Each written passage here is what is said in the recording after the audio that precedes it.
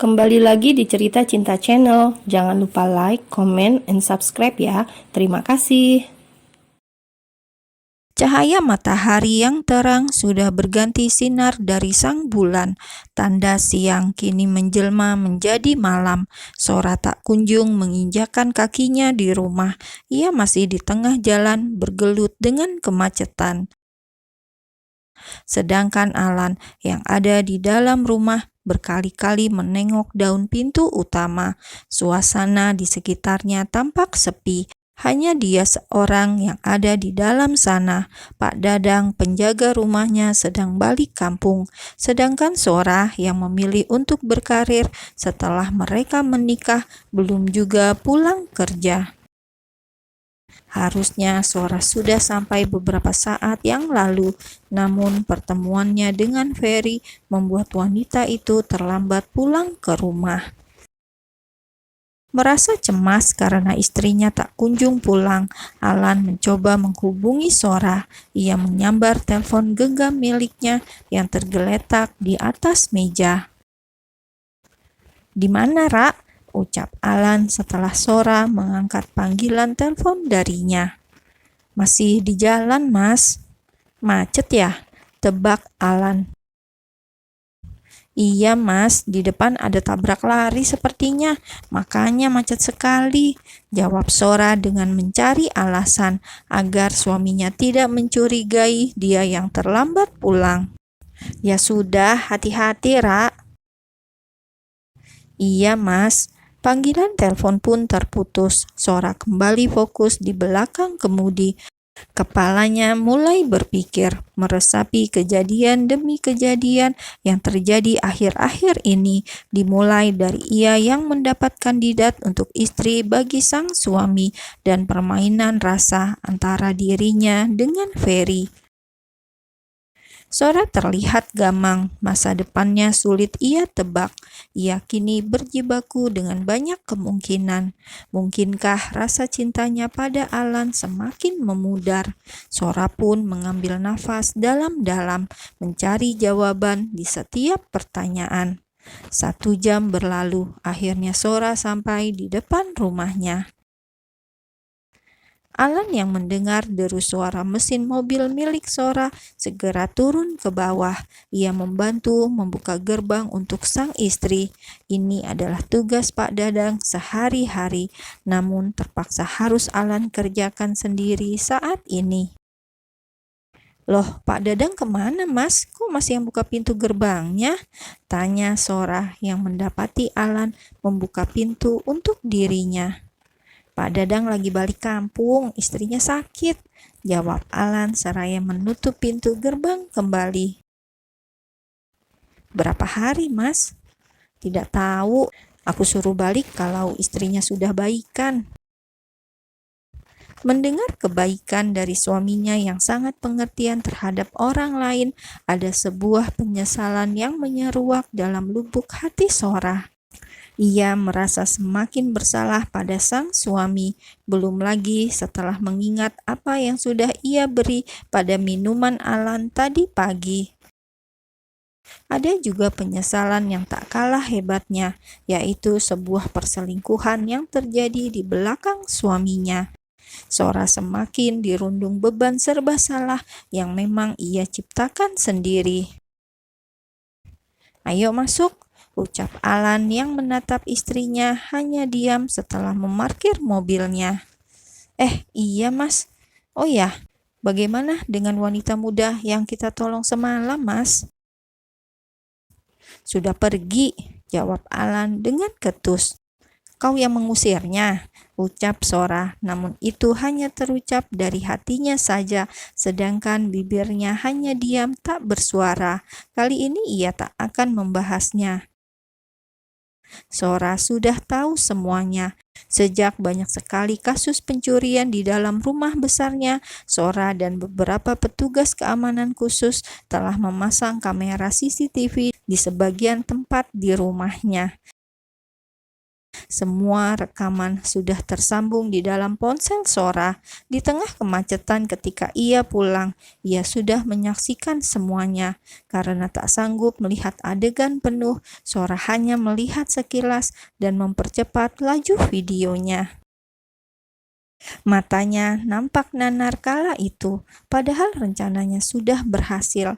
Namun hati Sora bukannya puas, justru merasa tercabik-cabik menyaksikan aksi suaminya dengan perempuan lain. Ingin rasanya ia lari dalam pelukan Ferry, seorang pria pengecut yang tidak berani mengungkapkan rasa cinta pada dirinya. Semua Ferry ungkapkan ketika sudah terlambat. Kini dia sudah menjadi milik orang. Sora kembali berjibaku dengan pikirannya. Lama-lama ia merasa gila sendiri.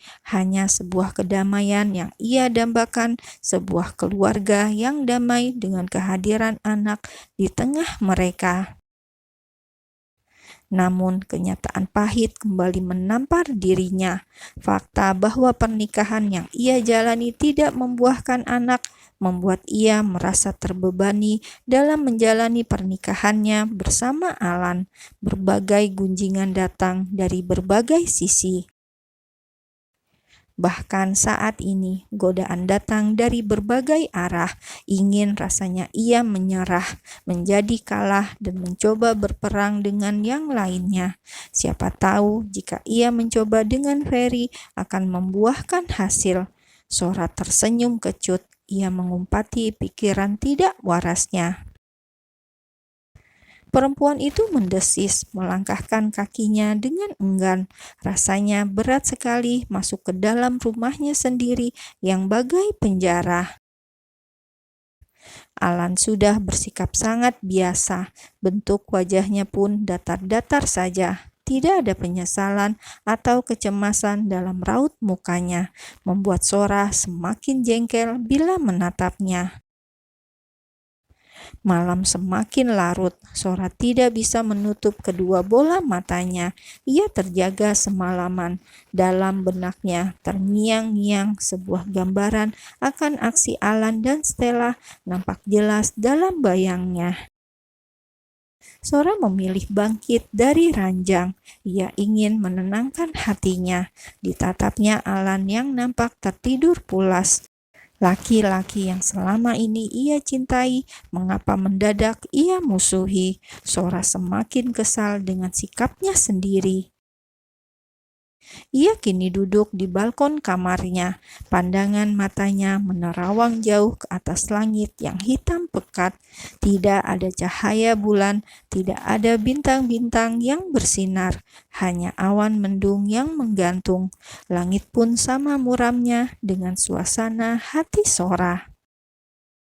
Merasa bosan, mau tidur pun tak bisa. Sora memilih memainkan ponselnya. Ia melihat akun media sosial. Satu persatu ia menatap postingan teman-teman sosmednya. Sesekali bibirnya tersenyum ketika ada unsur yang menghibur di laman sosial media miliknya. Sora menghabiskan malam dengan berselancar di dunia maya. Lama-kelamaan Sora penasaran dengan Ferry. Ia ingin tahu keseharian pria itu. Maka jari jemarinya pun menari-nari indah di atas layar ponselnya. Sora berselancar menelusuri kehidupan Ferry selama ini. Setelah sekian lama, akhirnya ia menemukan akun milik Ferry. Dilihatnya foto profil milik kekasih gelapnya itu. Bibirnya kembali menyemburkan senyum yang bertubi-tubi. Tidak ada potret gadis dalam laman media sosial milik laki-laki itu.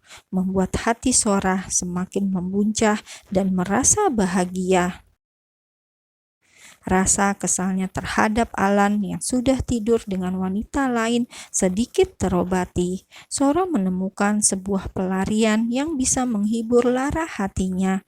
Cukup lama ia mengamati keseharian Ferry lewat postingan di akun sosmednya.